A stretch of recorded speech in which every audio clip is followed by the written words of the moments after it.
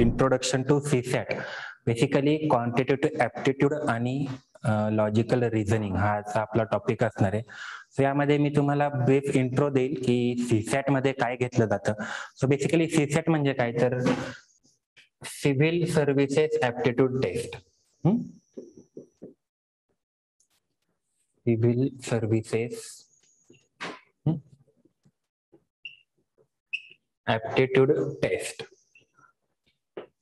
तो इन मराठी काय असतं की स्पर्धा परीक्षा कल चाचणी, तुमचा ऍप्टिट्यूड. सो यामध्ये बऱ्याच गोष्टी चेक केल्या जातात, जसं की यामध्ये काय काय असतं आपण एक एक लिस्ट करूयात त्याची, म्हणजे क्लिअर होईल की कॉम्प्रिहेन्शन असतं, कॉम्प्रिहेन्शन.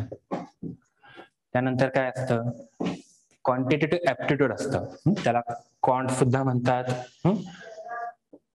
त्यालाच बेसिक न्यूमरसी सुद्धा म्हणतात. ठीक आहे.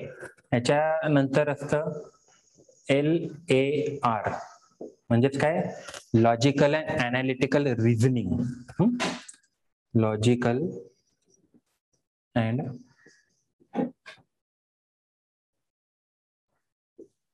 Analytical reasoning. ठीक आहे. याच्यानंतर काय असतं डेटा इंटरप्रिटेशन. आपण एक एक टॉपिक कडे बघूयात की नेमकं यात काय काय घेतलं जातं. डेटा इंटरप्रिटेशन आणि मग येतं PSDM.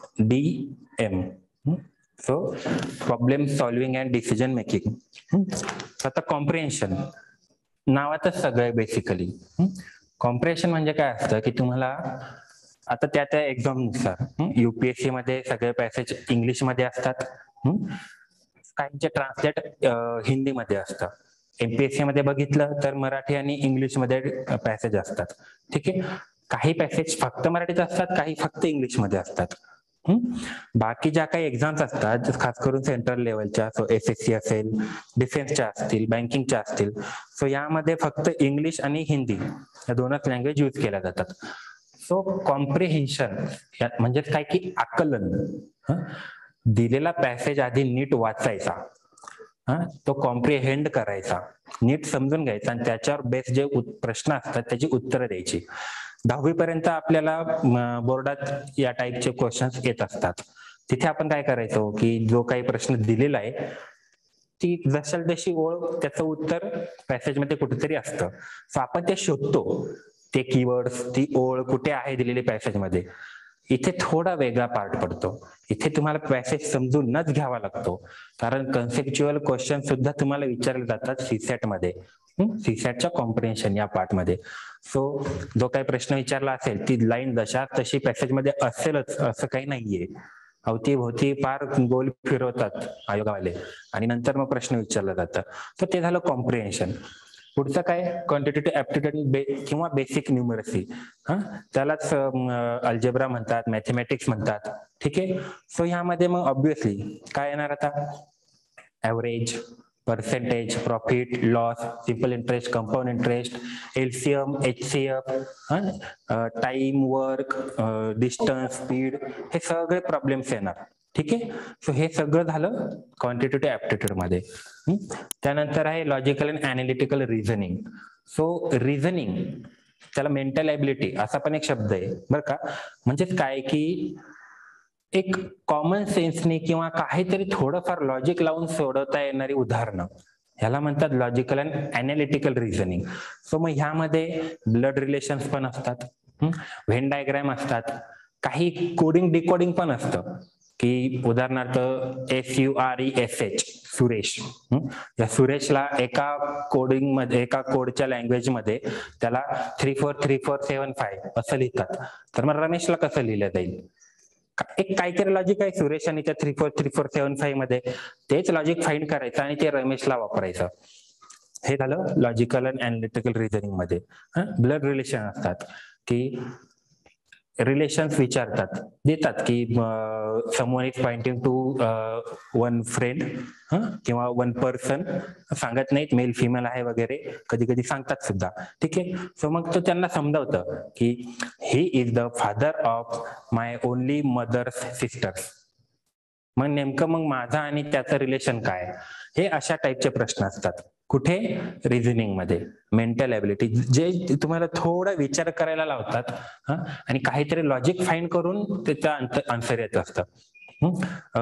ऑड वर्ड फाईंड करणं, दोघांमध्ये काहीतरी सिमिलॅरिटीज असतात, ग्रुप्स असतात त्यामध्ये काहीतरी सिमिलरिटी असतात, आणि एखादंच काहीतरी वर्ड म्हणा किंवा एक नंबर म्हणा 2-3 डिजिटचा, तो काहीतरी वेगळा असतो. मग त्यामध्ये ऑड इव्हन असंही रिलेशन असू शकतं, त्यांचे स्क्वेअर्स किंवा त्यांचे स्क्वेअर रूट, असं काही रिलेशन असेल आपल्याला माहिती नसतं. ते फक्त आपल्याला त्या कमी वेळेत फाईंड करून त्याचं उत्तर फाईंड करायचं असतं. सिटिंग अरेंजमेंट असते. बऱ्याचदा सिटिंग अरेंजमेंट मध्ये असं असतं की there are 8 friends and they are sitting around the table, round table, आणि एकमेकाला फेस करून बसलेले आहेत. बरोबर आहे. एकमेकाला फेस करून बसलेले आहेत म्हणजे याचा अर्थ काय होतो की ते आतल्या साईडला फेस करतायत, तेव्हा ते एकमेकांकडे फेस करतील ना, हा याच्याकडे, हा याच्याकडे, हा याच्याकडे, हा याच्याकडे. ठीक आहे. हे एकमेकाला फेस करून बसतायत याचा अर्थ ते आतल्या बाजूला फेस केलेले आहेत. सो मग काही जणांच्या पोझिशन देतात आणि काही जणांच्या पोझिशन आपल्याला फाइंड आउट करायला लागतात. ही झाली सर्क्युलर सिटिंग अरेंजमेंट. कधी कधी लिनियर सिटिंग अरेंजमेंट असते. लिनियर. मग अशा वेळी 2 लाईन्स देतात. कंपॅरिझन कुणाशी तरी करायला पाहिजे ना. इथे जे अपोजिट वाले आहेत त्यांच्याशी कंपॅरिझन होतं. त्यांना बेस धरला जातो की याच्या राईट साईडला, याच्या सेकंड थर्ड राईटला, याच्या थर्ड लेफ्टला. तसं इथे असतं लिनियर सिटिंग अरेंजमेंट मध्ये. मग इथे काय असतं, इथे ऑब्व्हियसली अगेन हे एकमेकांना फेस करतील. मग काही जण साऊथ कडे फेस करतात तर काही जण नॉर्थ कडे फेस करतात. आलं लक्षात. आणि मग परत ते असे बसलेले असतात. मग परत यांच्या पोझिशन दिलेल्या जातात, त्यावरचे प्रश्न असतात. When diagrams. व्हेन डायग्राम्स आपल्याला माहिती आहे बऱ्याच जणांना. व्हेन डायग्राम्स मध्ये काय असतं, ह्या अशा प्रकारच्या काहीतरी डायग्राम्स केलेल्या असतात. ह्याला ए म्हटलं, ह्याला बी म्हटलं, ह्याला सी म्हटलं. तर मग ह्या पोझिशन मधलं काहीतरी विचारलं जातं. या दोघांमध्ये कॉमन बद्दल काहीतरी विचारलं जातं. ठीक आहे. कधी कधी व्हेन डायग्राम्स सेपरेटही असतात. व्हेन डायग्राम्स वरनं स्टेटमेंट्स असतात. मग त्यातले बरोबर स्टेटमेंट ओळखायचे असतात किंवा स्टेटमेंट दिले असतात त्यावरनं बरोबर व्हेन डायग्राम सुद्धा काढायची असते. ठीक आहे. So statements and conclusions. मग त्या दिले काही 2-3 कन्क्लुजन्स आहेत, 3 कन्क्लुजन, 4 कन्क्लुजन, ह्यामधलं कोणतं बरोबर आहे का, मग काही 2-3 बरोबर आहेत का, काहीच बरोबर नाहीये, अशा प्रकारचे प्रश्न ह्या रिझनिंग मध्ये येत असतात. पुढे जाऊया. Data interpretation. नावातच बरीच गोष्ट क्लिअर होती. काय की डेटा दिलेला असेल तो इंटरप्रिट करायचा आणि त्यावरती बेस्ड जे क्वेश्चन्स असतात ते सॉल्व्ह करायचे. मग आता डेटा तुम्हाला कशामध्ये दिलेला असू शकतो, डेटा पायचार्ट मध्ये सुद्धा दिलेला असू शकतो. Just a second.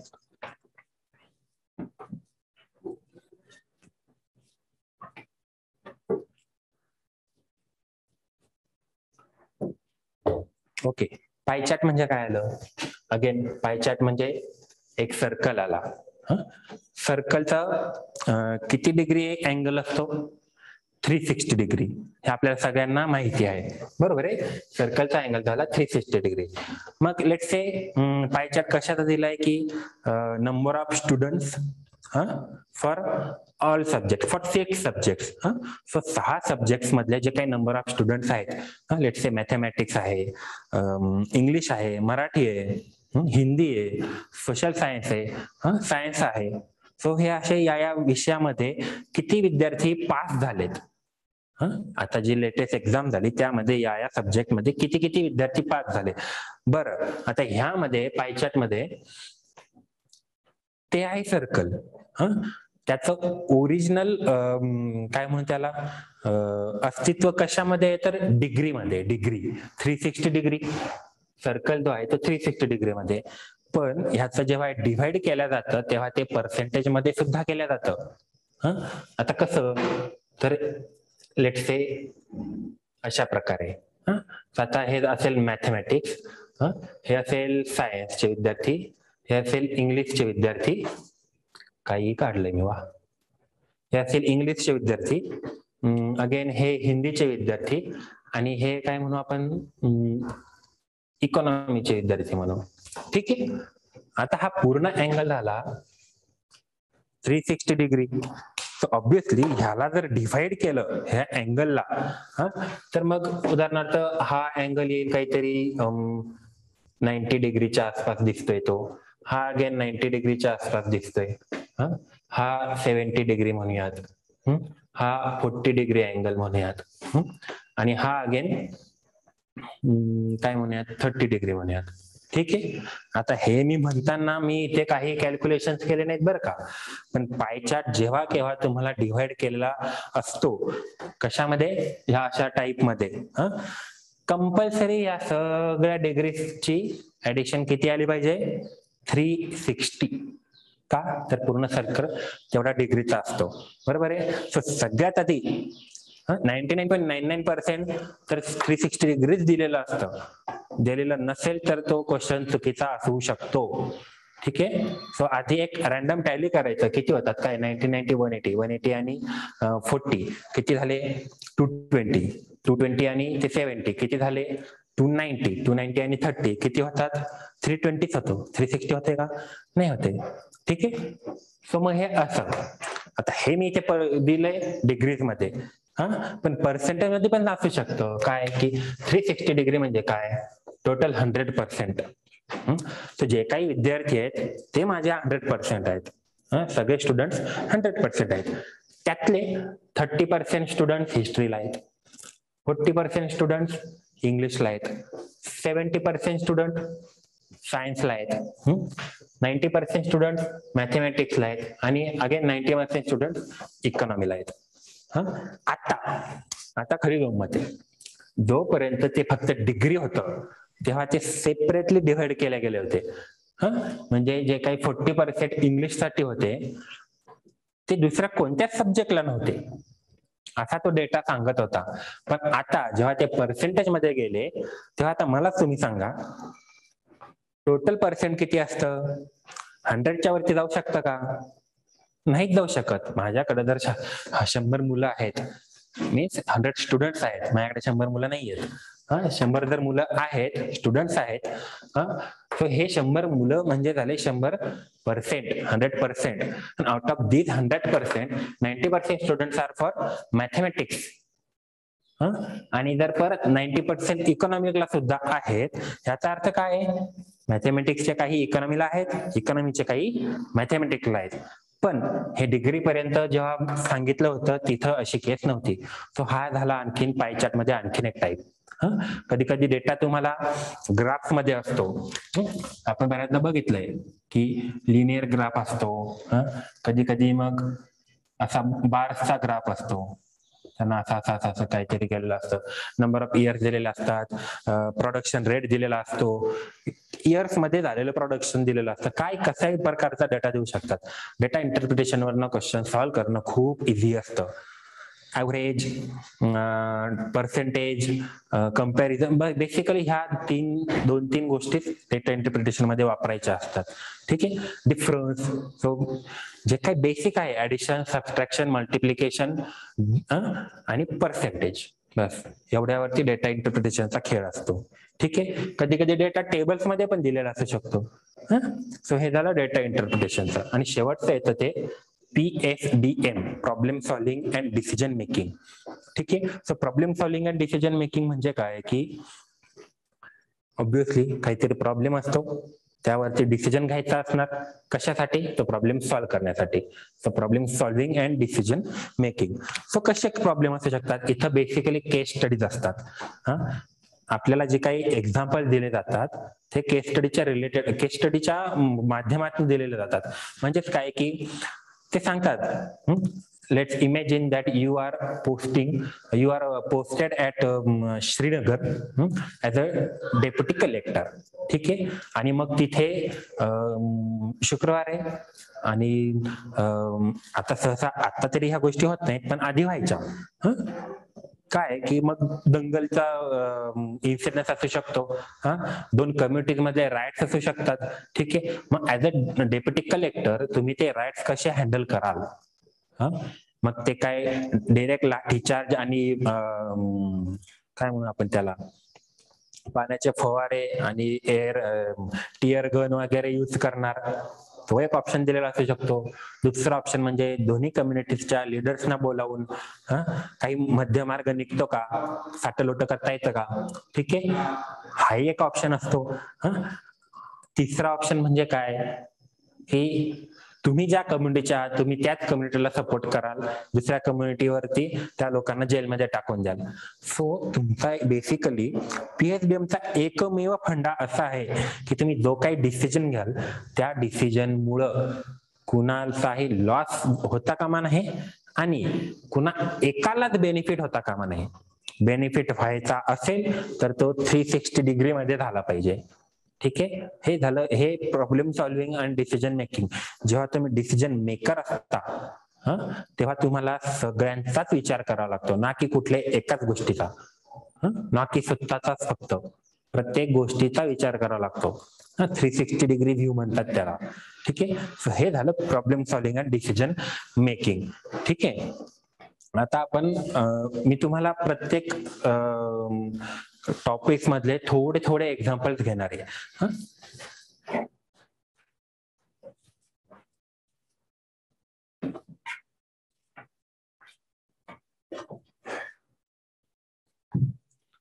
So examples घेणारे म्हणजे काय की जे तुम्हाला शाळेमध्ये शिकवलं जातं, कॉलेजेसमध्ये शिकवलं जातं, रट्टा वाटणारं मॅथेमॅटिक्स त्या पद्धतीने आपल्याला अजिबात घ्यायचं नाहीये. ठीक आहे. मॅथेमॅटिक्स खूप इंटरेस्टिंग सब्जेक्ट आहे. 10वी पर्यंत मलाही आवडत नव्हता, पण मी आता शिकवतोय. यामागे बरीच कारणं आहेत तो इंटरेस्टिंग होण्याबद्दल. तो ऍक्च्युली आहे. सो आता त्यामध्ये काही ट्रिक्स आहेत, काही मजा आहे, काही वेळा फॉर्म्युले यूज करायचे असतात. मी मोस्टली फॉर्म्युलेस कडे जात नाही. माझं म्हणणं असं आहे की कन्सेप्ट क्लिअर असेल तर without any short tricks, without any formula ते आन्सर तुम्हाला पटकन काढता येतं. ठीक आहे. तर त्यासाठी आपण थोड्या थोड्या छोट्या छोट्या कन्सेप्ट बघूयात. एक सेकंड होल्ड करा.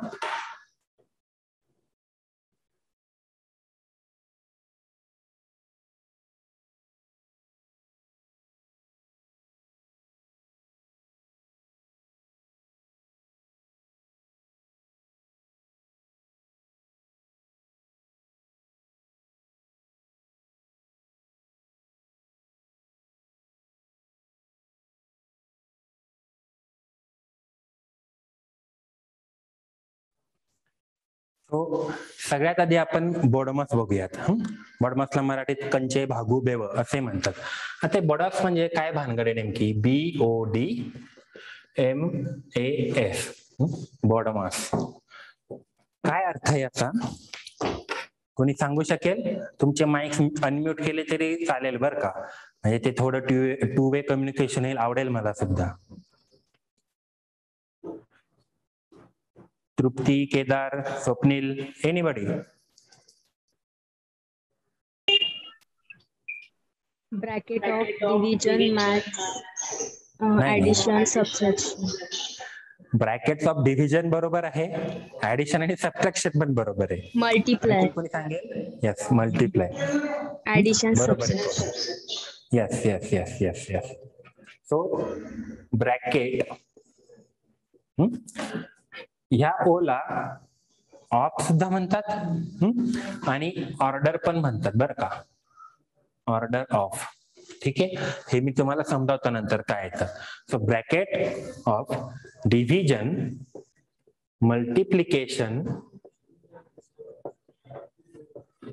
माझ्या हँडरायटिंगला थोडं वेअर करा आता तासभर, ऍडिशन आणि सबट्रॅक्शन. ठीक आहे. सो जेव्हा केव्हा तुम्हाला सिम्प्लिफिकेशनचे एक्झाम्पल दिलेले असतात, त्या डिव्हिजन पण आहे, मल्टिप्लिकेशन पण आहे, मध्येच ब्रॅकेट दिलाय, मध्येच कशात तरी स्क्वेअर आहे, कुठेतरी स्क्वेअर रूट दिलाय, क्यूब रूट का आहे, सगळी खिचडी एकत्र केली, त्याला आपण मिसलेनियस सुद्धा म्हणतो. ठीक आहे. सो अशा प्रकारचे जेव्हा सिम्प्लिफिकेशनचे उदाहरणं, सिम्प्लिफिकेशन काय म्हणतात की हे एवढं मोठं दिलेलं असतं आणि त्याच्यातनं उत्तर निघतं काय एवढंच. सो सिम्प्लिफाय करत करत करत करत आपल्याला ते आणायचं असतं. सो ही उदाहरणं सॉल्व्ह करण्यासाठी, आणि त्याला मराठीत कंचे भागुबे म्हणतात बरं का, कोणी मराठी मधलं असेल तर इथे लिहितो मी पुढे, कंचे भागुबे व, याचा काय अर्थ होईल सांगेल कोणी Marathi medium?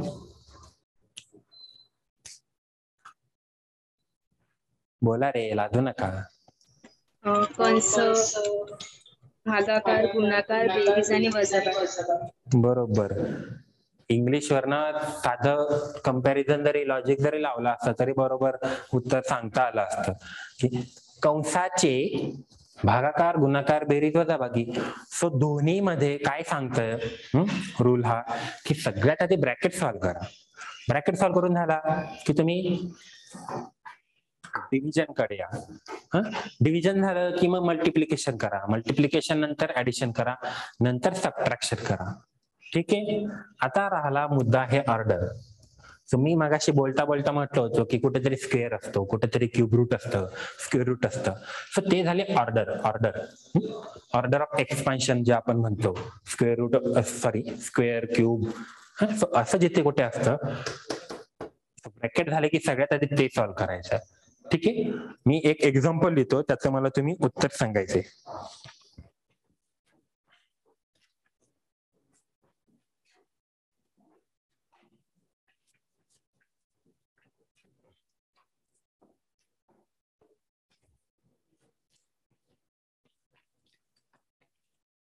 So 36 divided by 6 into 3 minus 2 square plus 3 plus 5.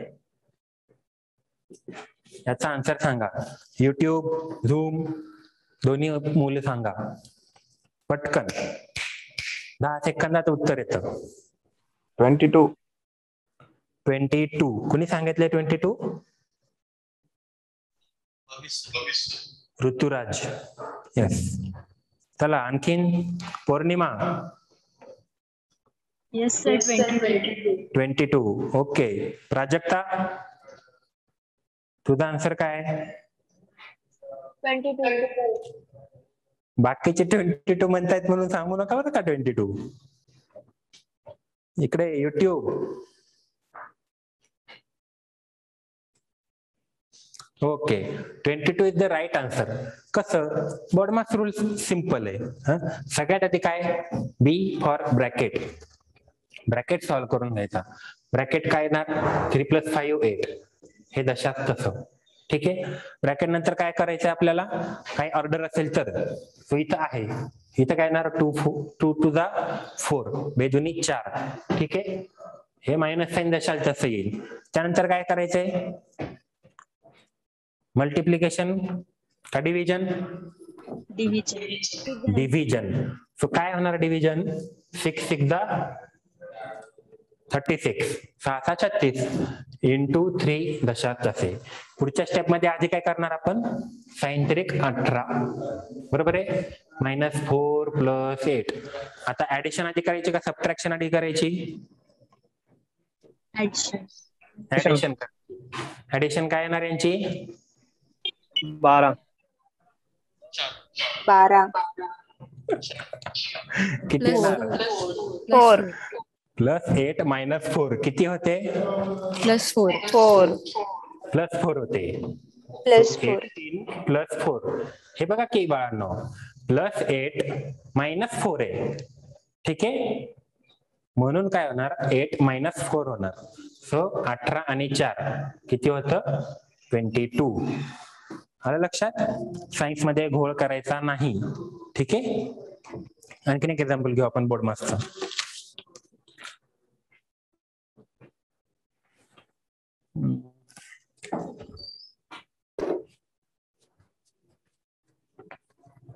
बर, आता हे लिहून झालं की मी 5 पर्यंत काउंट करेल. हा, पटकन उत्तर सांगायचं. 14 plus 26 minus 27 divided by 3 into 2. 14 plus 26 minus 27 divided by 3 into 2. 1, 2, 3, 4, 5. 22. 22. Yes, Vaishnavi. 22. 22. Shivanjali. 22. मुली हुशार आहेत, पटकन उत्तर सांगतायत. ऋतुराज, किती आला आन्सर? 22. 22. बरोबर, एकदम बरोबर. आता हे परत एक्सप्लेन करत बसत नाही मी, ठीक आहे? तुम्हाला बॉडमास कळालंय. आपण पटकन पुढे जाऊया.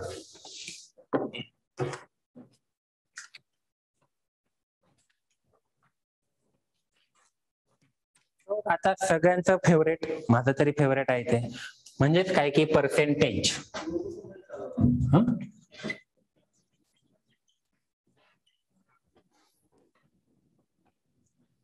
दहावीच्या पर्सेंटेज पासनं घराच्या लोन पर्यंत सगळीकडे आपल्याला पर्सेंटेज लागतं आयुष्यामध्ये, ठीक आहे? पर्सेंटेजचा सिंपल फंडा काय, खूप सोपं आहे.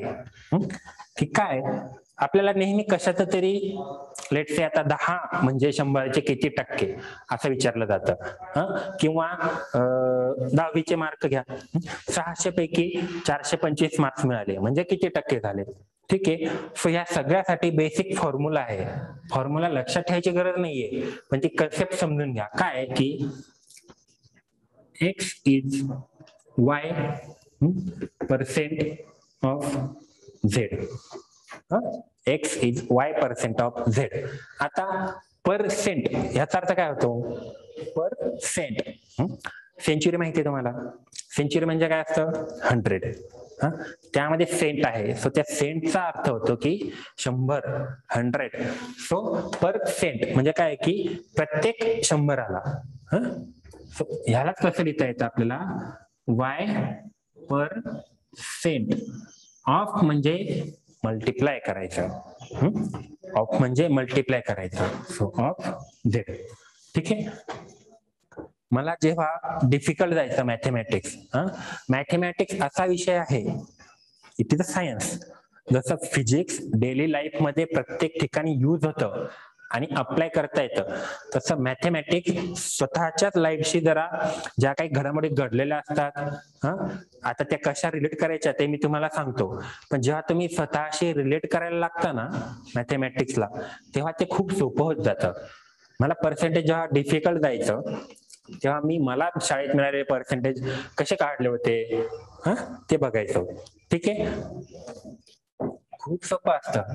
आता मला 10वीत 500 मार्क होते 600 पैकी, ठीक आहे? मग किती पर्सेंट झालं रे?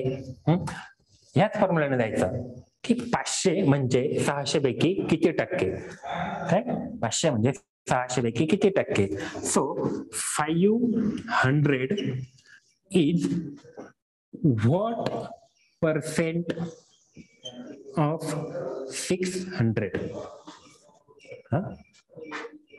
500 is what percent of 600? सगळ्यात आधी प्रश्न नीट मांडून घ्यायचा, ठीक आहे? A well represented question is half answered. अर्ध उत्तर ह्यातच आलेलं असतं जेव्हा तुम्ही प्रश्न नीट समजून मांडता. त्याला काय होणार? 0 गेट कॅन्सल्ड, ठीक आहे? आता काय, हा 6 इकडे बॉर्डर पार आला की डिव्हिजनला जाईल. याचं उत्तर सांगा मला, किती होतं पटकन? 83. 83.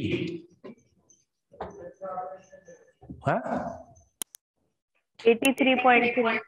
83.33, ठीक आहे? क्लिअर आहे पर्सेंटेज कसं काढायचं?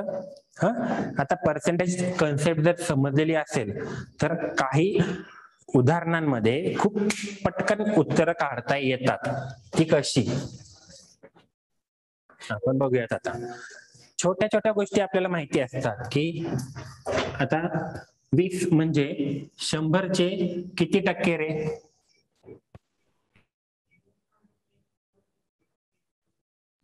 20 इज 20. What percent of 100? खूप सोपं आहे. पटकन. 20%. 20%. सिंपल आहे रे. 100चा कितवा भाग? पर्सेंट म्हणजे काय की 100चा कितवा भाग? हा, 100चे किती भाग म्हणजे 20 आहेत? 20च भाग. हा, 15 म्हणलं की किती होणार? 51% होणार. आलं लक्षात? 70 म्हणजे 70% होणार. ठीक आहे, हे झालं छोट्या छोट्या गोष्टी. आता जर मी तुम्हाला सांगितलं की 20% ऑफ 80 काढा, किती होतात? 20% of 80.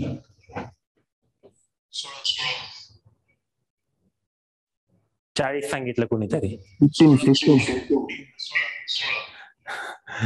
16 is the right answer. 16 होतात. कसे बघूयात आपण.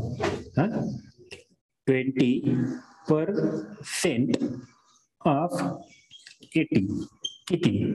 0 0 गेट कॅन्सल. 8 दुनी 16. अब ये हो गई आम जिंदगी. आता मी सांगतो तुम्हाला मेंटॉस जिंदगी काय.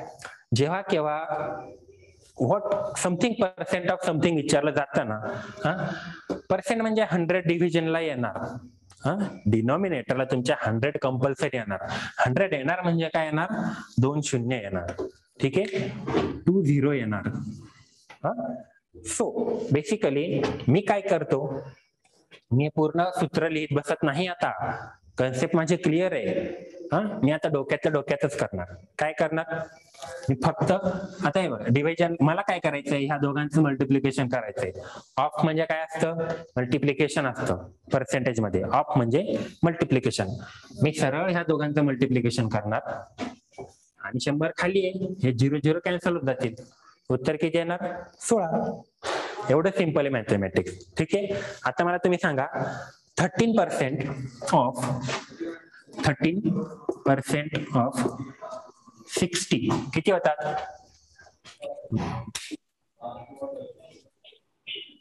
78. बरोबर आहे का? 7.8. बाळांनो, डिनॉमिनेटरला 2 शून्य आहेत. इथे 60 ला एकच शून्य आहे, तो एकच कॅन्सल होत आहे. एक शून्य राहतोय ना. तुम्ही 13 ला 78 बरोबर केलं, पण या शून्याचं काय? हा इथे पॉइंट मध्ये येणार 7.8. आलं का लक्षात? आपलं उत्तर चुकतंय हे कळालं पाहिजे. कसं? अरे जर 60चे 13% काढायचे तर ते 60 पेक्षा जास्त कसे होतील? 78 कसे होतील? कळतंय? सो ही आहे पर्सेंटेजची मजा.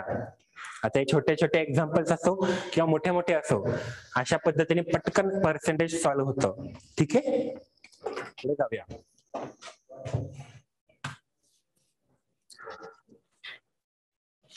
आता एक तुम्हाला सिंपल एक्झाम्पल देतो रे मी. त्याचं उत्तर मला सांगा.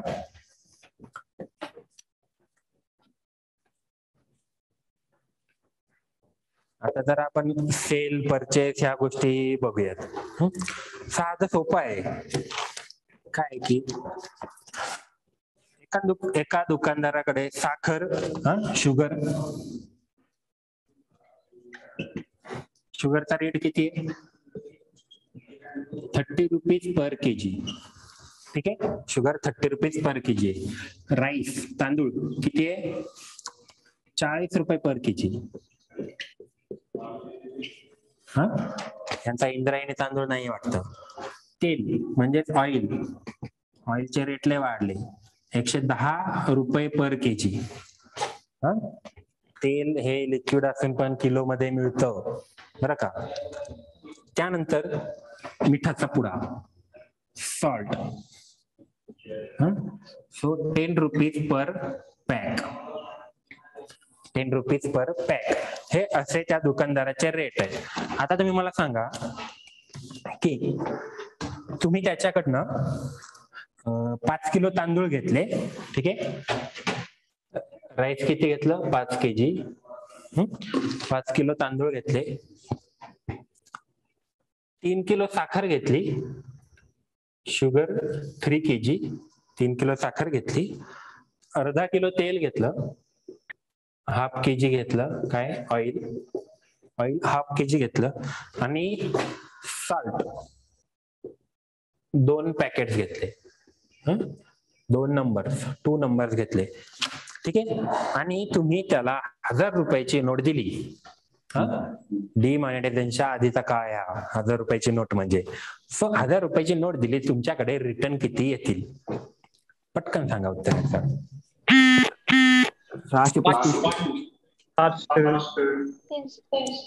600. टोटल किती झाली सांगा मला आधी. 65. टोटल किती झाली? 365. 365. नक्की का? साखर किती आहे? 3 किलो. साखरेचे किती झाले? साखरेचे किती झाले? 90. राईस 200. ऑइल 55 आणि मीठ 20. किती झाले आता?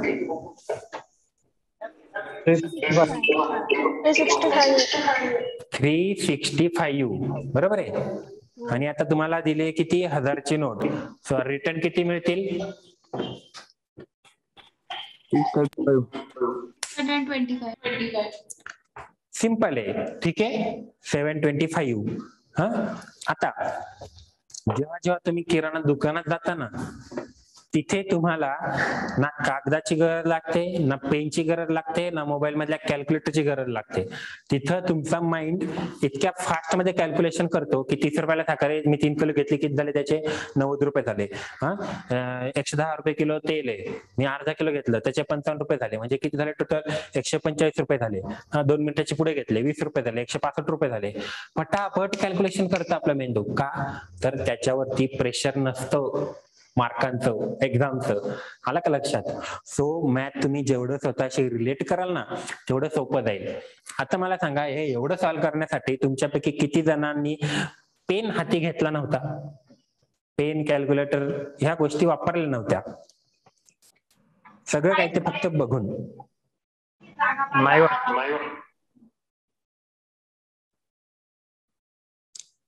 सो एक जण फक्त, एक जण फक्त. सो हे तर खूप सिंपल आहे, हे खूप सिंपल आहे. ह्याच्यापेक्षा अवघड एक्झाम्पल जे तुम्हाला ऍक्च्युअल एक्झाम्स मध्ये विचारले जातात, ते सुद्धा एवढ्याच इझी मॅथमॅटिक्सनी सॉल्व्ह केल्या जाऊ शकतात. ठीक आहे. ते आपण ऍक्च्युअल फाउंडेशन कोर्स मध्ये घेतो. फास्ट मध्ये कसं सॉल्व्ह करायचं पण करेक्ट. आता पुढे जाऊया. आता पर्सेंटेज कडे येतो. मला सांगा, तीच साखर जी तो 30 रुपये पर केजीला विकतो, तीच साखर त्याला 25 रुपये पर केजी मिळते मोठ्या दुकानदाराकडनं. ठीक आहे. मोठ्या ठेकेदाराकडनं त्याला कितीला म्हणजे 25 रुपयाला. बरोबर आहे. म्हणजे त्याचा 5 रुपयाचा प्रॉफिट आहे पर केजी मागे. 5 रुपयाचा पर केजी मागे प्रॉफिट आहे, म्हणजे त्याचा प्रॉफिट किती पर्सेंट आहे रे? पटकन सांगा.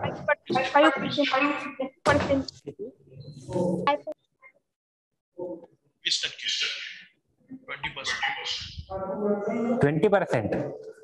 5%. किती?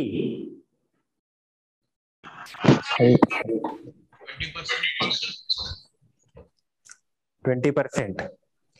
आता वेगवेगळी उत्तर यायला लागली आहेत. 1.5. 1.5. बरं. 16.6%. ओके. अजून?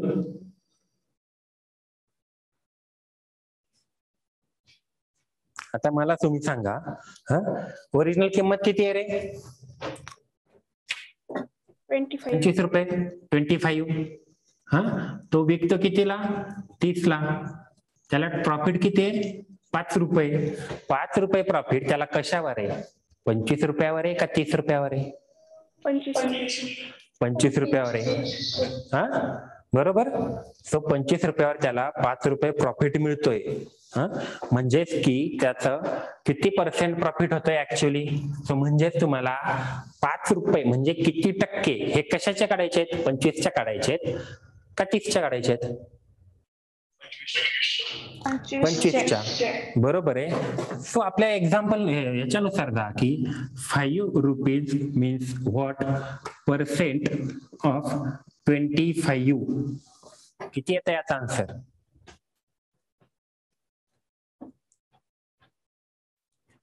किती येतं?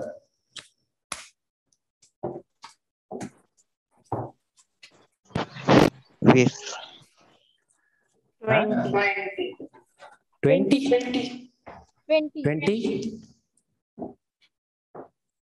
क्लिअर आहे सगळ्यांना? येस. हा, जाऊयात पुढे.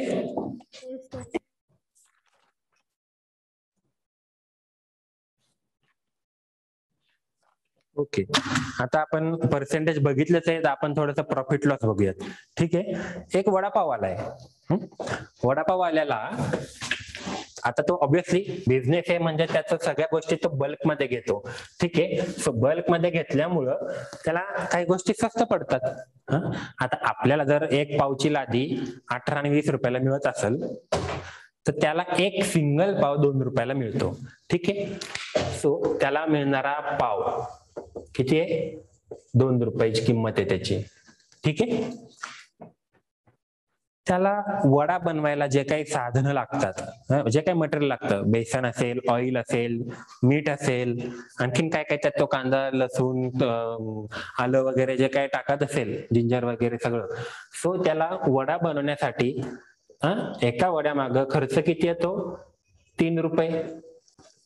ठीक आहे, सो पाव झाला 2 रुपये, वडा बनायला झाला 3 रुपये, आणि त्याने जो काही गाड्यावरती माणूस ठेवलाय त्याची मजुरी, लेबर चार्ज, हा एका वड्यामाग किती? 1 रुपया आहे. ठीक आहे, एका वड्यामाग 1 रुपया आहे. सो टोटल एक वडा बनवायला त्याला किती रुपये लागतात?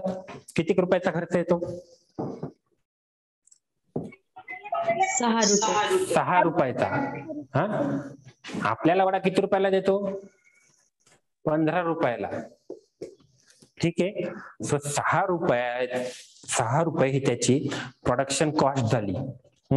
त्याची सेलिंग प्राइस किती झाली? 15 रुपये झाली. म्हणजेच तो किती रुपयाचा प्रॉफिट करतोय? 9 रुपयाचा प्रॉफिट करतोय. ठीक आहे, आता हे 9 रुपये प्रॉफिट म्हणजे प्रॉफिट इन पर्सेंटेज किती झाला रे? 150%. 150%. असं क्विक आन्सर आलं पाहिजे. Very good. 150%. कसं आला असेल? 9 रुपये म्हणजे किती टक्के? कशाचे? 15चे का 6चे? 6चे. 9 rupees. 9 is what percent of 6. ठीक आहे, हे जेव्हा तुम्ही सॉल्व करता तेव्हा तुम्हाला उत्तर येतं 150%. आता अगेन ही झाली आम जिंदगी. पटकन कसं सॉल्व करतात? कसं सांगा तुम्ही? मेंटल जिंदगी. कसं? 9 रुपये, बेस प्राइस किती माझ्याकडे? 6 रुपये. सो कधीही जे काही बेस प्राइस असते ना त्याला 100% धरायचं असतं पर्सेंटेज मध्ये. बेस प्राइसला 100% धरायचं असतं पर्सेंटेज मध्ये. सो 6 रुपये म्हणजे जर 100% आहे तर 9 रुपये म्हणजे किती पर्सेंट होणार? 6 आणि 9. आता या 6 मध्ये 6 पण आहेत आणि 3 पण आहेत. सो 6तले 6 म्हणजे 100% झाले, 3 म्हणजे 50% झाले. दोन्ही मिळून किती झाले? 150. सो हे सगळं करायची गरज सुद्धा पडत नाही. ठीक आहे, असं पटपट कॅल्क्युलेशन तुम्ही जेवढे मनातल्या मनात कराल तेवढं चांगलं आहे. क्लिअर आहे?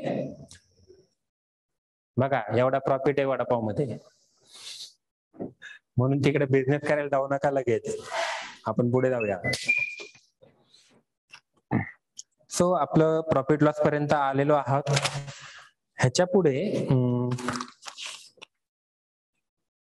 ठीक आहे, आपण थोडंफार एलसीएम आणि एचसीएफ बघूयात आता. तुम्हाला शाळेमध्ये झालं असेल एलसीएम अँड एचसीएफ. ठीक आहे. एलसीएम चा लॉंग फॉर्म काय असतो? एलसीएम चा long form lowest common factor. LCM lowest common factor. अरे पुढे एम आहे तर फॅक्टर कुठून येणार? मल्टिपल. मल्टिपल. फॅक्टर चुकीचं नव्हतं बरं का. एलसीएफ पण म्हणतात त्याला.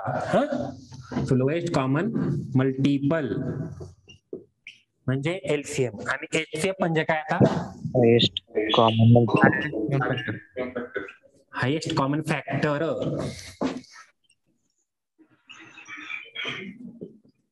Highest common factor. ठीक आहे. दोन्हीच्या आधी आपण कन्सेप्ट समजून घेऊया. बेसिक कन्सेप्ट आधी क्लिअर करूया, नंतर मेंटॉस जिंदगीकडे जाऊयात. ठीक आहे. सो बेसिक कन्सेप्ट काय आहेत? Lowest common multiple. आता तुम्हाला फॅक्टर्स काढणं माहितीये. उदाहरणार्थ 12 असेल. ठीक आहे. 12 चे फॅक्टर कसे पडतील?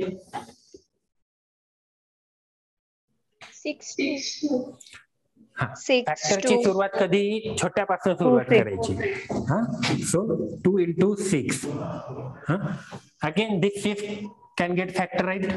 बरोबर आहे. 2 into 3. आता ह्याचे आणखी फॅक्टर्स वाटतायत का? नाही. बरोबर आहे. सो 12 चे फॅक्टर्स कुठपर्यंत आले? 2 into 2 into 3 पर्यंत आले. ठीक आहे. आता आपण 24 घेऊया. 24 घेऊया. 24 चे फॅक्टर्स सांगा मला. 2 into 12. 2 into 12. Again, this 12 can be factorized to 2 into 2 2 into into 2 into 6. Again, 2 into 2 into 2 into 3. 12 चे फॅक्टर्स आले. 24 चे फॅक्टर्स आले. ठीक आहे. आता 12 आणि 24. 12 आणि 24 याचा एलसीएम काय असेल रे? Least common multiple. एलसीएम काय असेल? 2. नक्की का? एलसीएम 24. एलसीएम 24 नसेल. किती असेल? 24च असेल. Very good. आपल्या डिसिजनवर ठाम राहिलं पाहिजे. कसा येईल 24 सांगा मला आता.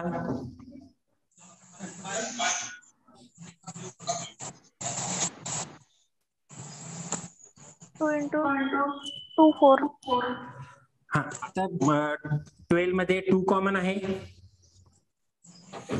आणि 24 मध्ये सुद्धा 2 आहे. बरोबर आहे. असेच घेत असतात ना एलसीएम साठी फॅक्टर्स. हो की नाही? हा. सो पहिला 2 उचलला. ह्याला काय मल्टिप्लाय करू? into 2. इंटू हा दुसरा 2 घेऊ म्हणताय. ठीक आहे.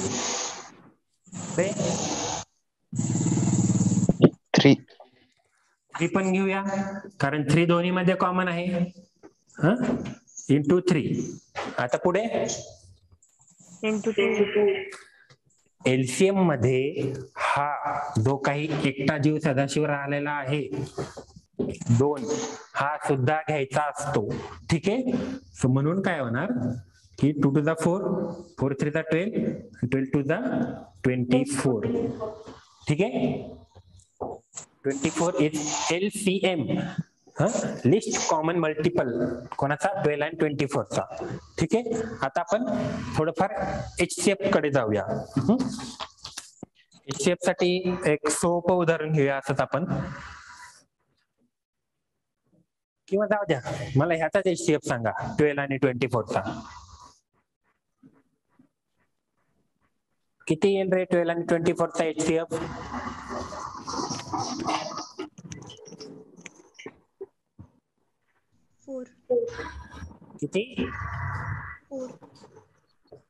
2 येणार, 6 6 येणार, किती येणार? 12 12च येणार. आलं लक्षात? काय येणार 12? आता HCF ची कन्सेप्ट जरा समजून घ्या. अगेन 12 24 ह्यांचे परत फॅक्टर्स काढायचे, जे तिकडे पाडले तेच. आता फॅक्टर काढणं म्हणजे काय की त्या 12 ला बेसिकली कशा कशाने भाग जातो, कशा कशाने तो 12 डिव्हिजिबल आहे, ह्याला म्हणतात फॅक्टर्स काढणं. सो काय करणार याचे? 1 नाही जाणार, 2 नाही जाणार, 3 नाही जाणार, 4 नाही जाणार, 5 ने जातोय का? नाही. 6 ने जातोय का? येस. 7 ने जातोय का? नाही. 8 नाही, 9 नाही, 10 नाही, 11 नाही, 12. ठीक आहे. 24 तर सांगा मला. 1 तर ऑब्विसली जाणार, 2 जाणार, 3 जाणार, 4 जाणार, 5 जाणार नाही, 6 जाणार बरोबर, 7 जाणार नाही, 8 जाणार यस, 24. 9 जाणार नाही, 10, 11, 12, त्यानंतर पुढे 13, 14, 15 काही जाणार नाहीये, डायरेक्टली 24 येणार. बरोबर आहे. सो हे झाले यांचे फॅक्टर्स. बेसिक फंडा लक्षात घ्या. इथे आहे मल्टिपल्स, हे मल्टिपल्स होते, 12 चे मल्टिपल्स केले होते आपण. ठीक आहे. हे आहेत फॅक्टर्स.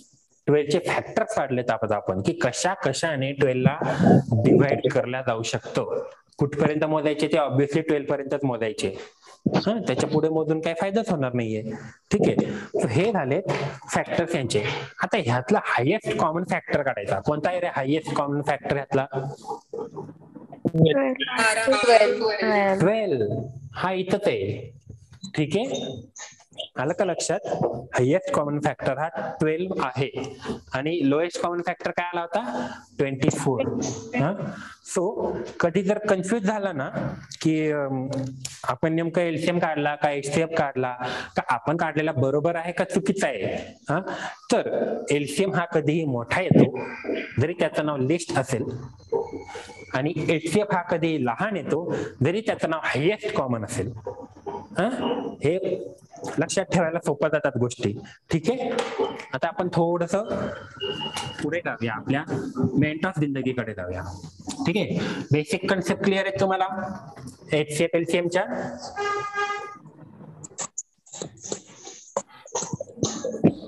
काय उदाहरणं बघूयात ज्याचे पटकन सॉल्व्ह करता येतील. त्याआधी मी तुम्हाला फॅक्टरायझेशन मेथड सांगतो. या मेथडनं तर छोटे छोटे असतील तर ह्या मेथडने सॉल्व्ह होतात. आता जर मोठ्या मोठ्या गोष्टी असतील, 4, 6, 32 घेऊया. 4, 6, 32 ह्याचा एलसीएम काय होईल रे?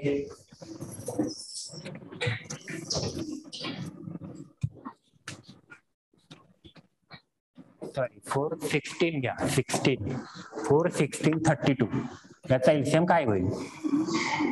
एलसीएम बरं का, एलसीएम पटकन काढा, कसंही काढा आणि सांगा. 96. किती होणार? 96. कसा काढलाय 96?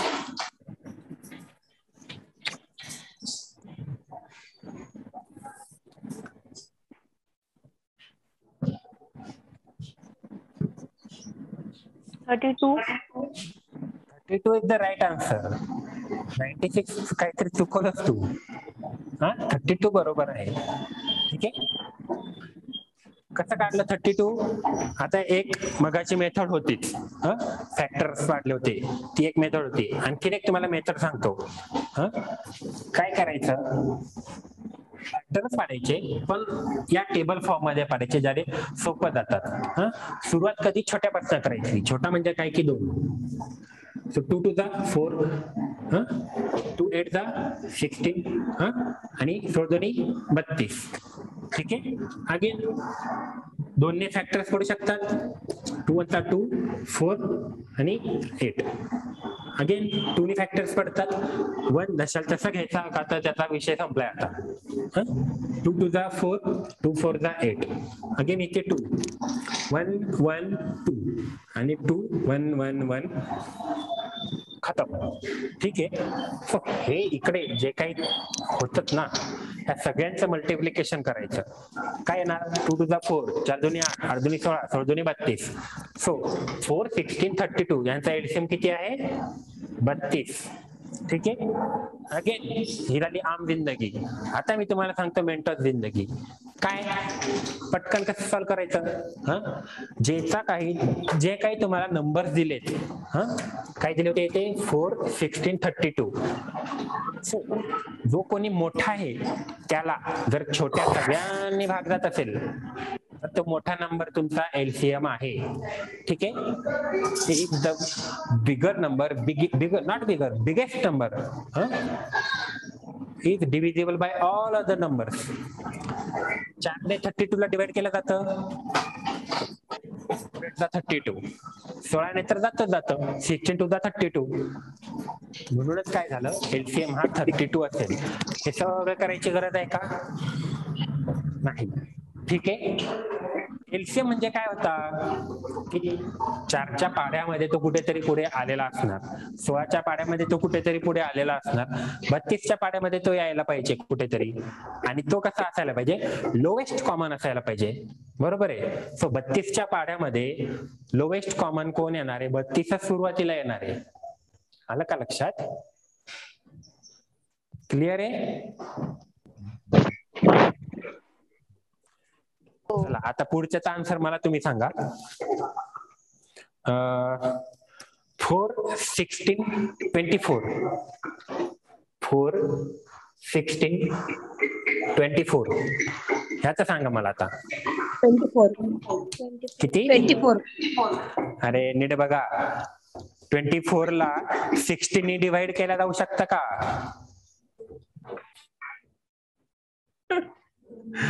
नाही जाऊ शकत.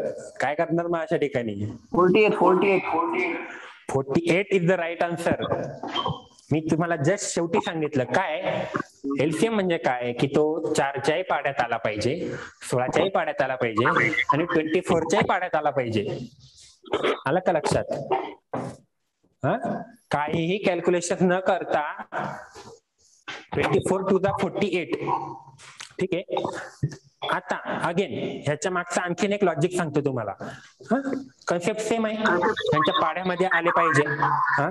जर ज्यामध्ये होऊ शकत नाही, सगळ्यांनी डिवाइड होऊ शकत नाही मोठ्या नंबरला, तर काय करायचं? या मोठ्या नंबरला × 2 वगैरे करायचं, × 3 करून बघायचं.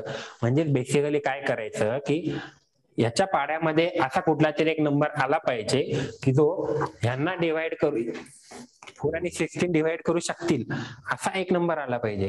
ठीक आहे. तो असा काय येतोय? 48 येतोय. क्लिअर आहे? आणखीन एक एक्झाम्पल घेऊयात. काय घेता येईल आता? 4 12 आणि 11 घेऊया. 4 12 11 घेऊया. 3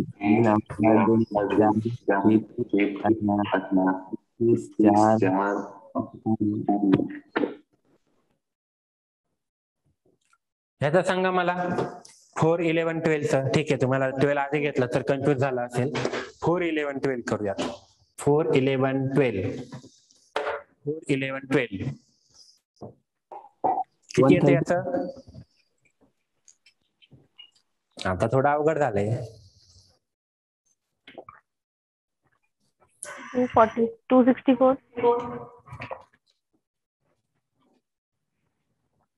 132. 132. बर येऊ देत आन्सर. आपण चेक करूया काय आहे नेमकं. 220. 220. ओके. अजून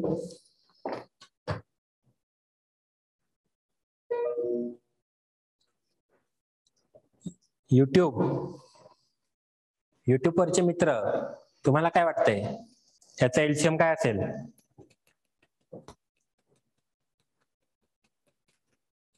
झाले 3 आन्सर, 264, 132, 220.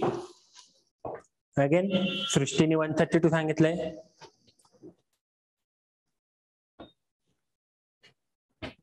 वन 132 अगेन एक आन्सर आलं. 132 ला 2 नंबर मिळालेत आपल्याला. ठीक आहे. अजून कुणाला काही? 120 सांगितलंय एम गीतेंनी. सो 120 एक आन्सर मिळाले. बरं, अजून कुणाला सांगायचंय? हा हा 176. 176. ओके. याचे जेव्हा खूप सारे आन्सर असतात तेव्हा मजा येते. अजून?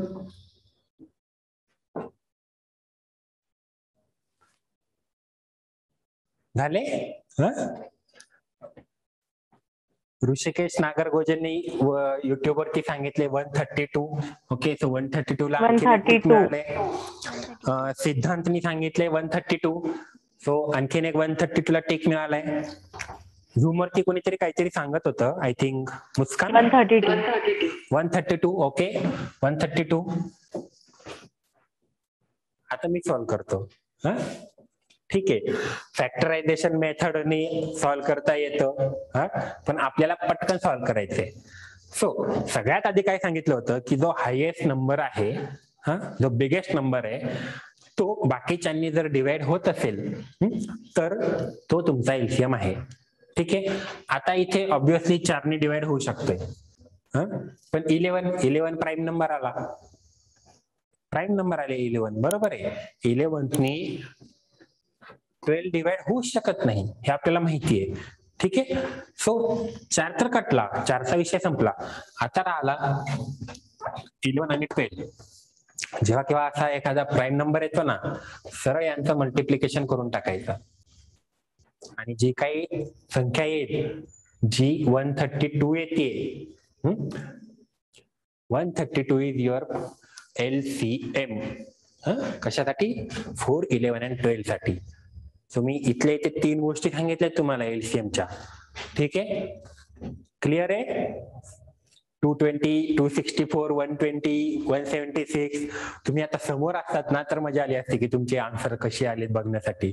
पण कन्सेप्ट कळाली आहे तुम्हाला? कसं काढायचं ते? Okay, good. चला पुढे जाऊया आपण.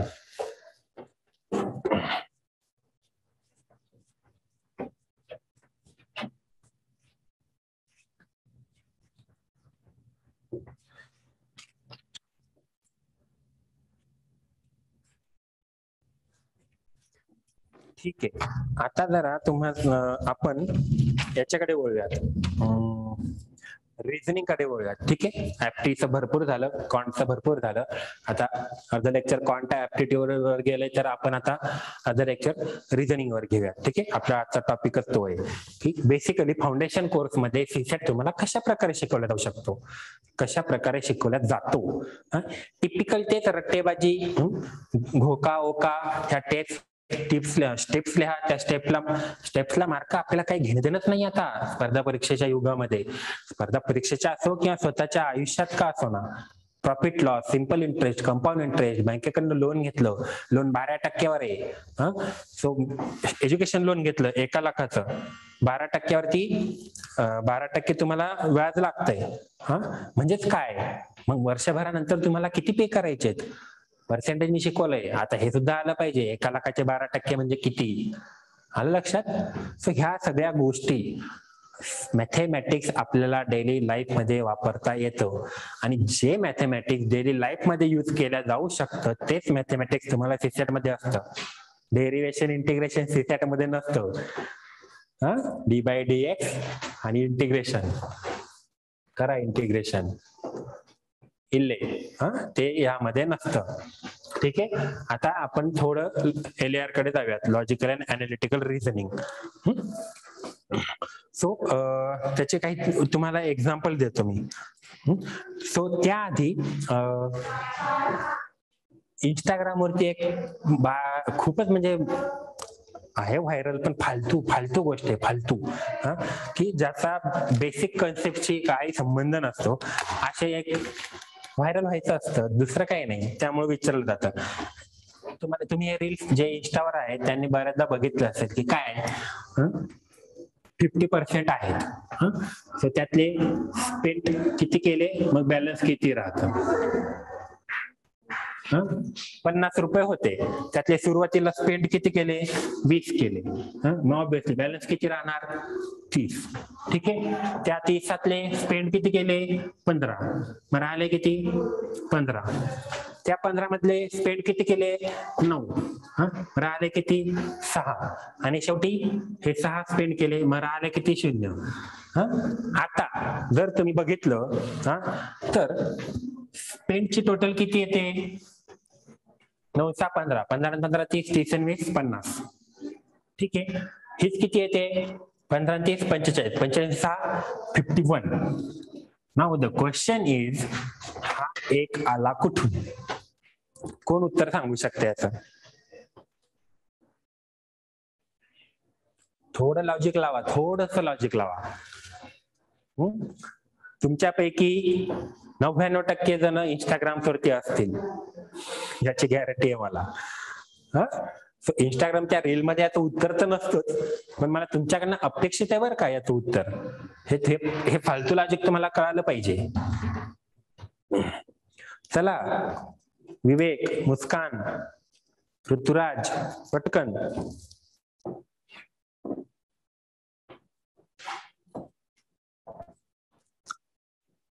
प्रश्न समजलाय तुम्हाला, हो नाही काहीतरी रिप्लाय द्या.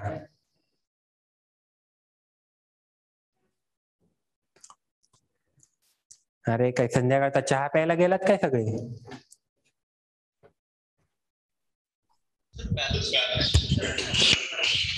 येस ऋतुराज. बॅलन्स कधीच एक्झॅक्टली, बॅलन्स कधीच ऍड करत नाहीत. साधं लॉजिक असतं, साधं लॉजिक असतं काय, की balance plus total, balance plus total spent is equal to original आली पाहिजे.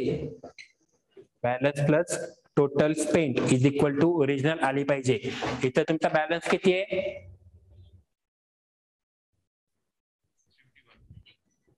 51. किती नाही. बॅलन्स सगळं स्पेंड करून झाल्यानंतर बॅलन्स किती राहिला, 0. So 0 is a balance, total spend is 50 is equal to, is must be equal to original amount. Original amount किती होती आपली, 50 होतंय ना इक्वल, संपला विषय. हे लॉजिक आहे. हे इथं आपल्या मेंदूची खेळ नाही. ठीक आहे. सो अशा फंटास्टिक गोष्टी सुद्धा मॅथमॅटिक्स मधनं बाहेर पडतात. ठीक आहे. आता आपण थोडस ब्लड रिलेशन्स कडे जाऊयात. त्याआधी आणखीन एक अशाच प्रकारचं उदाहरण घ्यायचंय मला, थोडीशी मजा येईल. बॅट आणि बॉल अशी किट आहे, 50 रुपयाला आहे फक्त. ठीक आहे. खेळण्यातली समजा आपण, ओरिजिनल तर काय एवढा स्वस्त मिळायचे नाही. ठीक आहे. So bat and ball, bat plus ball he kit 50 रुपयाला मिळते. ठीक आहे. सॉरी, बॅट अँड बॉल 50 रुपयाला मिळतं. कंडिशन काय आहे की amount of bat is 49 rupees more than that of ball. Bat ची price is 49 rupees more than that of ball. ठीक आहे. सो बॉल किती रुपयाला असेल रे, पटकन सांगा. X. किती रुपयाला, 1 रुपयाला. साधं सोपं आहे, बरोबर ना वैष्णवी. हो सर. 1 रुपीज. ओके. प्रगती किती, वन पॉसिबल नहीं है सर. एक्झॅक्टली प्रगती, वन पॉसिबल नाहीये. वैष्णवी कुठे चुकलंय? लक्ष दे इकडे. कंडिशन काय आहे? बॉलच्या किंमतीपेक्षा 49 रुपयांनी जास्त आहे. हा, बॉलच्या किमतीपेक्षा 49 रुपयांनी बॅटची किंमत जास्त आहे आणि टोटल 50 रुपयाला किट मिळते. जर 49 रुपयांनी जास्त आहे म्हणजे त्या 49 मध्ये बॉलची प्राइस काहीतरी ऍड करायला पाहिजे ना आधीची. त्यानंतर ती दोघांची टोटल होऊन 50 व्हायला पाहिजे. सो इथे आता किती असेल सांग? एक पॉसिबल नाही तर किती असेल? Yes, sir. किती? बोला बोला.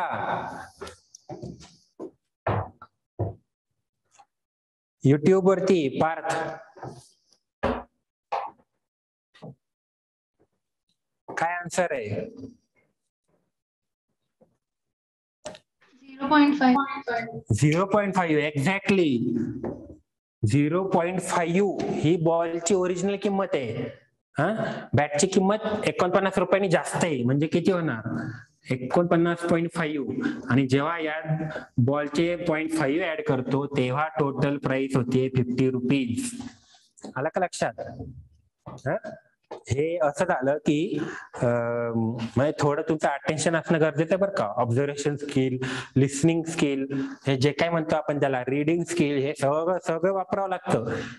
ऍप्टिट्यूड, तुमचं अटेन्शन असलं पाहिजे, तेच महत्वाचं असतं एक्झाम्स मध्ये.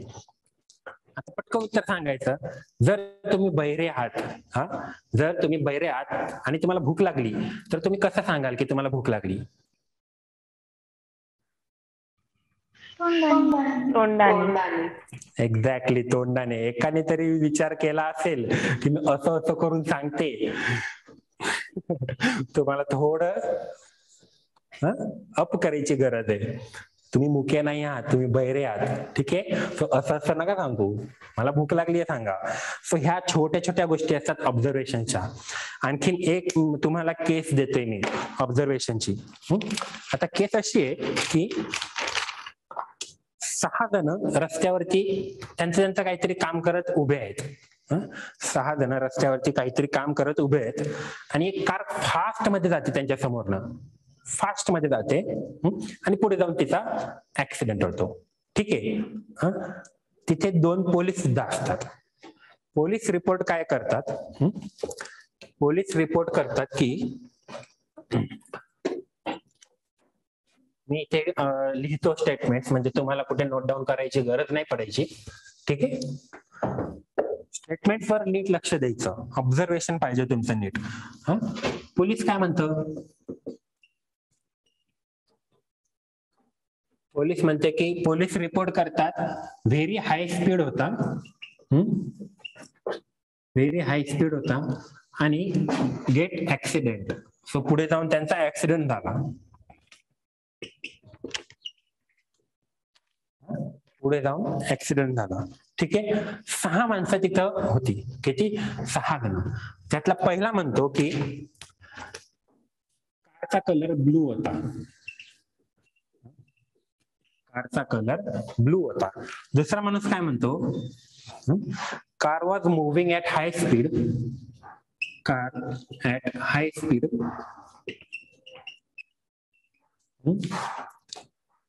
अँड हेडलाइट्स ऑफ होते, हेडलाइट्स ऑफ होते. ठीक आहे. तिसरा माणूस काय म्हणतं की कारला नंबर प्लेट होती, हॅव नंबर प्लेट. ठीक आहे. Have number plate and was not very fast, was not very fast. चौथं काय म्हणतं की ती टाटा कंपनीची कार होती आणि तिचे हेडलाइट्स ऑफ होते. टाटा कंपनीची कार होती आणि हेडलाइट्स ऑफ होते. ठीक आहे. 5वा मेंबर काय म्हणतं की no number plate, no number plate number plate नव्हती आणि ड्रायव्हर वुमन होती, लेडी ड्रायव्हर होती. ठीक आहे. आणि सहावा काय म्हणतं की ती ह्युंदाई होती आणि व्हाईट होती. येस, व्हाईट होती. ठीक आहे. हे एक्झाम्पल कशाबद्दलचं झालं माहितीये का? स्टेटमेंट, अझर्शन, कन्क्लुजन ह्या टाईप मधलं झालं, जे तुम्हाला रिझनिंग मध्ये विचारलं जातं. आता या 6 स्टेटमेंट्स पैकी कुठलं तरी एकच स्टेटमेंट फुल्ली करेक्ट आहे, ते कोणतं तुम्ही मला सांगा आणि का तेही सांगायचंय.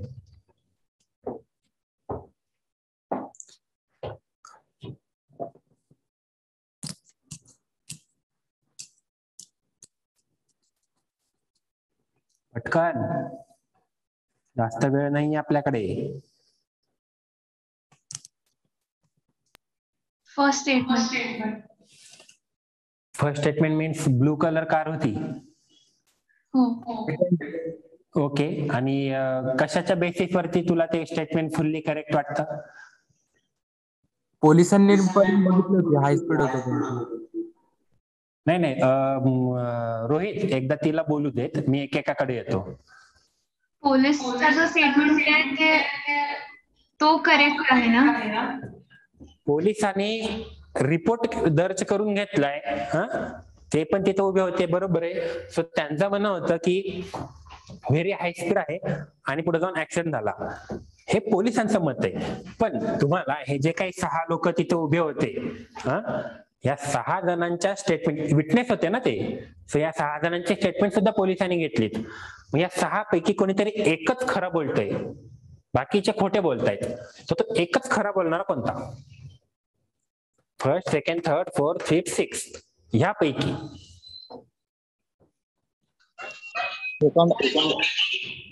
हा विवेक सेकंड. आणि का?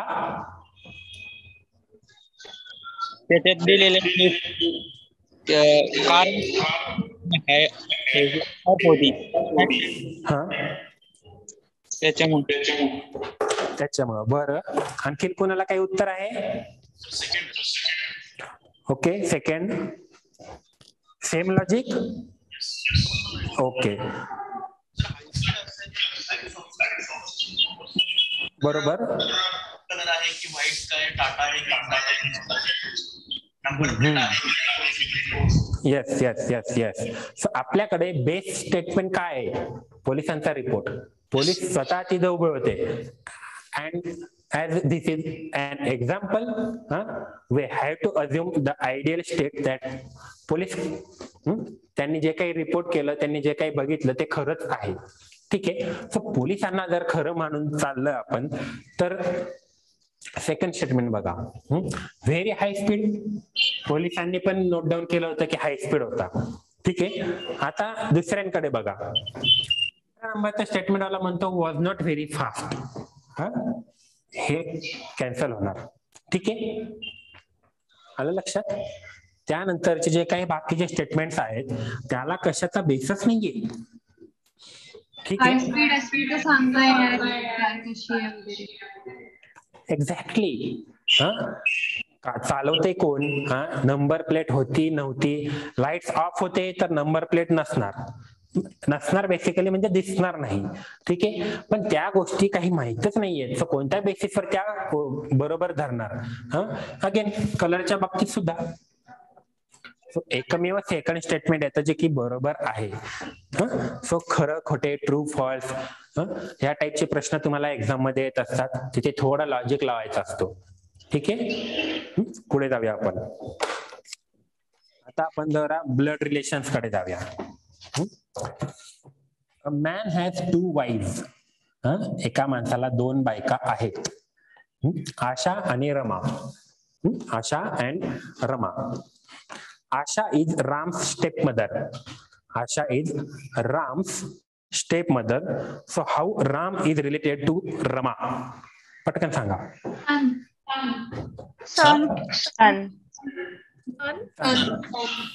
ओके. सो सख्खा सन येणार का स्टेप सन येणार? सखासन. सखासन. वा, एक नवीन शब्द शोधून काढला. सख्खा मुलगा येणार. ठीक आहे, थोडस पुढे जाऊया आपण आता. Second question. Pointing a girl, pointing a girl, तो कोणी माणूस आहे, तो म्हणतोय की she is a daughter of only child of my mother. Daughter of only child of my mother. Daughter आहे ते. त्यांचीच daughter. सो पुढे प्रश्न आहे का? So the relation of that girl and my wife is daughter. Mother and daughter. Father, mother and daughter. Relation with my wife म्हटलंय, माझ्यासोबत नाही. ठीक आहे, सो तिथे तुम्हाला 4 ऑप्शन असतात. तिथे father and daughter, mother and daughter असंही दिलेलं असतं. त्यातलं mother and daughter is correct answer. ठीक आहे, कारण रिलेशन विथ वाईफ विचारलंय. थोडं पुढे जाऊया. A is father of B and C. हे आता मिटवतो मी, म्हणजे तुम्हाला सोपं जाईल.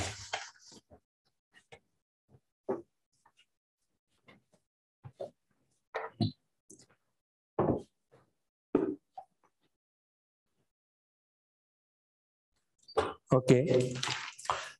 A is father of B and C.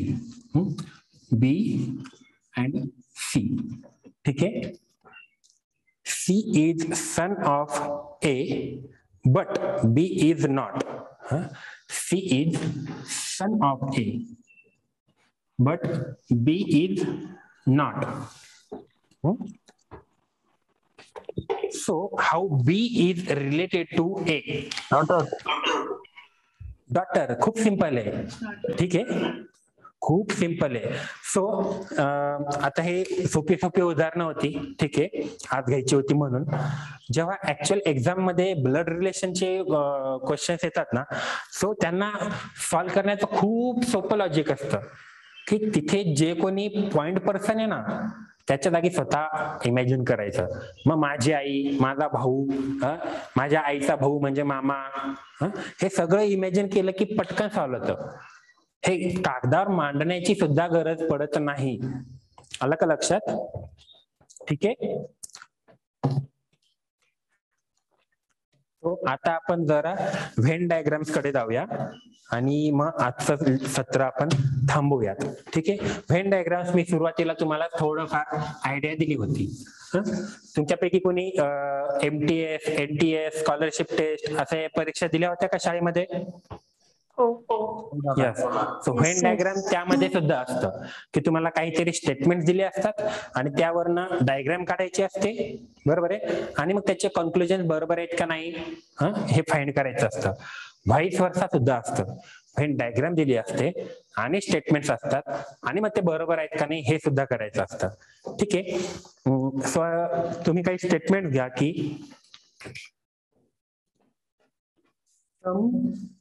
Pen are pencil. सगळ्यात फनी पार्ट म्हणजे व्हेन डायग्राम मध्ये कोणी काही असू शकतं. Some pen are pencil. त्यानंतर सम पेन्सिल्स आर काय म्हणू आपण इरेझर. आणि all erasers are pen. All erasers are pen. याची डायग्राम कशी येईल?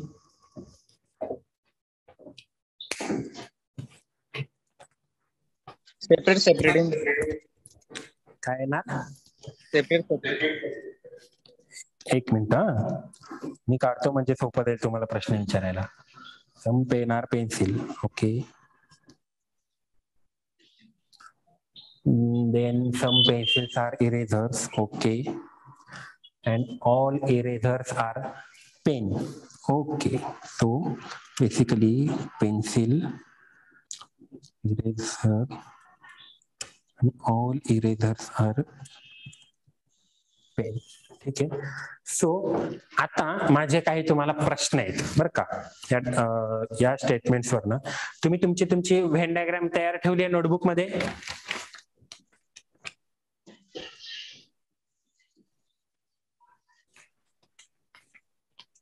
तयार आहेत ना डायग्राम? हा. सो मला आता सांगा, माझं पहिलं स्टेटमेंट असं आहे की some erasers are pen. Some erasers are pen. बरोबर आहे का? हो बरोबर. बरोबर आहे. ओके, ठीक आहे, बरोबर म्हणताय. पुढचं बघूया आपण. All pencils are erasers. All pencils are erasers. ह्याच्याबद्दल काय मत आहे? नाही नाही. नाही. नाही. ओके, नाहीये बरोबर. ठीक आहे, ऑल पेन्सिल्स आर इरेझर नाहीये बरोबर. त्यानंतर तिसरं आहे all erasers are pen. All erasers are pen. बरोबर आहे का? ऑब्विसली तुमचं तिसरं स्टेटमेंटच तसं होतं, ऑल इरेझर्स आर पेन. ठीक आहे. सो ह्याची डायग्राम कशी आली असेल? इथे बघा, जेव्हा किंवा सम म्हटलं जातं ना, सो ह्यापैकी सम म्हणजे थोडासाच भाग घ्यायचा असतो. ठीक आहे. सो सम म्हणजे काय? आता हे जर पेन म्हटलं आणि हे पेन्सिल म्हटलं, ठीक आहे. सो काय म्हटलंय? Some pen are pencil. So some pen are pencil. कोणते सम? हे एवढ्याच पेन पेन्सिल आहेत. ठीक आहे. पुढे काय म्हटलंय? सम pencils are erasers. Some pencils are इरेझर्स. मी ह्याला इथं काढतो, इरेझर्स. सम पेन्सिल्स आर इरेझर्स. मी इथंच का काढलं रे? मी असं इथे वगैरे का नाही काढलं? कोणी सांगेल? सम पेन्सिल पेन्सिल सांगितलंय फक्त पेन्सिल सांगितलंय. हे खूप महत्वाचं आहे बरं का. फक्त पेन्सिल आणि इरेझरचा संबंध लावलाय. त्यांनी ज्याचा संबंध ज्याच्याशी लावलाय, आपण सुद्धा त्याचा संबंध त्याच्याशीच लावायचा. बाकीचे संबंध व्हेन डायग्राम ह्यालाच सिलॉजिझम असं सुद्धा म्हणतात, ह्यांच्याशी लावायचा नाही. आलं लक्षात? पुढचं स्टेटमेंट काय आहे? सम पेन्सिल्स आर इरेझर्स. ते आपण तिथे घेतले. आणि फायनल स्टेटमेंट काय की ऑल इरेझर्स आर पेन. हे जे काही इरेझर नाही ते पेन आहेत. म्हणून मग मी एक सेपरेट डायग्राम काय तयार केली, हे घेतलेत eraser. Second statement some pencils are eraser. हे इथे पेन्सिल्स आहेत. Some pencils are erasers, some pen are pencils आणि all erasers are pen. So हे ऑल इरेझर्स आर पेन असं मी जेव्हा म्हणतो, ऑल इरेझर्स आर पेन, ह्यामध्ये सम पेन आर पेन्सिल सुद्धा येऊन जातात याच पार्ट मध्ये. क्लिअर आहे? सो ही अशी डायग्राम येते. याच्या व्हाईस वर्सा सुद्धा असतं. तुम्हाला डायग्राम दिलेल्या असतात आणि त्या डायग्राम वरती प्रश्न असतात. हा खूप सोपा पार्ट असतो. ठीक आहे. आणि आता मग आपलं राहतं ते सिटिंग अरेंजमेंटचा भाग. सिटिंग अरेंजमेंट आहे. त्यानंतर प्रश्नार्थक चिन्हाच्या जागी ज्या काही डायग्राम काढायच्या असतात, किंवा मग find the odd one out असतो, रिप्लेसमेंट करणं असते, कोडिंग डिकोडिंग असतं, असं बरंच काही काही भन्नाट आहे सीसॅट मध्ये. ठीक आहे. आणि प्रत्येकामध्ये काही ना काही असं मेंटॉस वाला लॉजिक लावून सॉल्व्ह करता येतं, ज्याने पटकन येतं.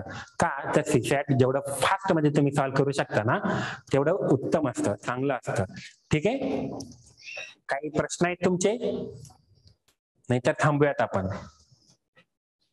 दादा हा, ते परत काय काय? बॉल आणि बॅट. बॉल आणि बॅटचं परत सांगू. ओके. खूप सोपं होतं रे बॉल आणि बॅटचं. कंडिशन 2 होत्या. काय? बॉल आणि बॅट दोन्ही सेट 50 रुपयाला मिळतो. दोन्ही सेट 50 रुपयाला मिळतो. बॅटची किंमत ही जास्त आहे बॉलच्या किमतीपेक्षा. किती रुपयाने जास्त आहे?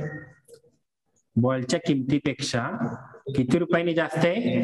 49 रुपयांनी जास्त आहे. ठीक आहे, 49 रुपयांनी जास्त आहे. म्हणजे आणि आपल्याला काढायचं काय? बॉलची प्राइस काढायची.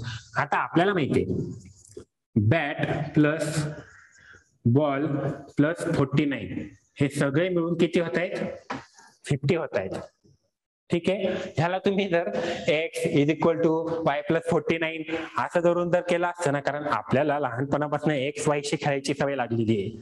ठीक आहे, इथे बॅट आणि बॉल एक्झाम्पल दिलं आणि कन्फ्युज करण्यासाठी त्यामध्ये डिफरन्स एवढाच दिलाय फक्त 49 रुपयाचा. ठीक आहे, आता 49 रुपयांनी जास्त आहे, 49 रुपयांनी जास्त आहे म्हणजेच काय की ह्याची ओरिजिनल प्राइस बॉलची 0.5 असायला पाहिजे. आलं का लक्षात? बॉलची ओरिजिनल प्राइस किती असेल? काय हा रोहित काय म्हणतो? नाही समजलं. Okay, yes. अजून कोणाला काही प्रॉब्लेम आहे, डाऊट आहे? नाहीतर मग थांबूया, परत भेटू फाउंडेशन कोर्स मध्ये. Okay, have a good day, bye bye.